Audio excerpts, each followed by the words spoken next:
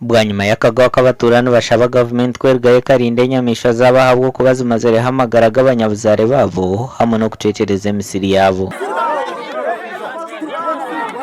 Tuhinga misiri enjojo zitera tuhinga bitakurita enjojo zitera ndatanga twaza kuyisha nenjara izareno ijo government amaze kuteza sente za PDM yajya ngutupayisa itaka buri muntu apayisa yikahinga emisiri tugaza sente za PDM mbwene enjojo zagumanze maramu nsanga government nsako bayeza ki abana bagera ngo bahata bakuyama habwo kugira ngo barara heru barinzire emisiri yabo. Emere yona tutwine emere muhoko tusikiye tulibusha kiri kusasa munonga amutima ni bantu bapaka tuwabeta bachakwisa nutubanje twabata mu transport ngo ndisho yagamba niko tuli naitwe ngoko ahwire enjojo kali bato muntu kitagwenda bayeta prime minister ija abahebiro binongora baraba batereyeho shenyenye ebiro bina bikaho babateraho shenyenye yo kurinda enjojo nezi shati ze hakagaruka kubinduru kitagwenda. Omuganda makuru Deogracious tumwice nawo muturage wa Kiganda omurikatwe kabatoro town council nawo isurwe enjojo bwabire naruga kutega ebyenyanjo mu nyanja ya Edward